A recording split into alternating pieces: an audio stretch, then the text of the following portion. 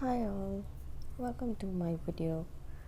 So today I thought I'd make a video on making this transparent petal flower that I made with watercolors. I got a few questions about it, so I thought I'd just go ahead and make a video as to how I make it. Okay, so this is a purple flower made on handmade watercolor paper. What I'm currently using is hot pressed GSM watercolor paper, which is a fine grain, which means it's not rough. Some watercolor brushes, Princeton Heritage, and Silver Brush Limited. We'll talk about this. These are good for watercolors. And you'll need a mixing palette and you'll need a hair dryer because our layers drying is really important in this technique and you don't want to wait too long. For the colors, sorry about the mess. These are Winsor & Newton Cotman colors, affordable.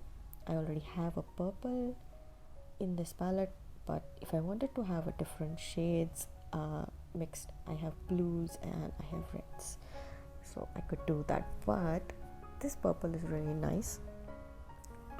We'll just swatch it first. I have some water and some pigment added to the mixing palette. The first layer, I've usually found that it's really good to have a very light consistency of pigment so that the layers come out really sharper for the petals. We just do a quick swatch on one of the papers and you can see that I'm not using a lot of water, but there's not a lot of pigment either. Really nice lavender light purple color. So I could use a warm blue or a cool blue to create different types of purple shades or violets or but I really like this purple, so we're going to use that. I'd recommend mixing a lot of color with a very light consistency at the start, and you can add pigment as you go deeper so that is a darker purple, but for the start we'll need a lighter consistency, so we'll start with that. Now these are the brushes. Piano brush for mixing, Princeton Heritage size 6, Silver Brush Limited Black Velvet brushes size 6 and 4. These are flowy, they handle water well, so these are good for watercolor. Now I made a mistake in my first try. This is my first try that kind of went to waste because I did not leave any negative space for the petals. So the petals did not come out as sharp. The edges were not as sharp as expected. So as I went ahead, it just kind of looked muddier and unclear instead of sharp that I wanted. Oh well. Anyway, in the next one, I started with my petals and I made sure that everything was bone dry before I moved on to the next painting layer.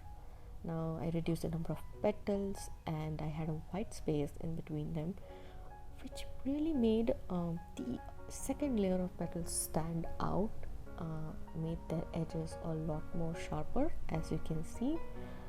Then I could go ahead and start painting the third layer. Now I did change the angle of the petals for every single layer so that it kind of they sit on top of each other and gives depth to the flower. You can keep adding a little bit of pigment every single time you move towards the center and reduce the petal size as you go to the center so that it looks like the flower is blooming from within. For the petals closest to the bud, as I painted them, I took a clean brush and I lifted the paint from the center with a clean brush. That kind of makes sure that the petals look like they are transparent. See, you can see that there is really sharp edges that develop, and I think this turned out really good. Really like how bright the purple color is. It's exactly the shade I wanted. You can give it like multiple tries. This is my 5th try, guys. I don't think you should think about getting the perfect thing in the first try itself. It's just, practice makes perfect. Now this one, I did not add extra pigment to it as I went towards the center, so it looks really light, and the paper is handmade as well. It's not a professional arch paper that I'm using here. This one's handmade. This one is arch 300 GSM. Now if you add too much of water and you don't let your petals dry, you're going to get a mess that I'm going to show you. If you can see, the petals are not at all having any kind of sharp edges, and even after drying it looks like they've all melded into one another, and it just looks like a purple blob. Wow. Anyway, so yeah, just give it a try, and don't worry if it doesn't happen on the first try, but this is a really fun thing to paint. Look at that purple color.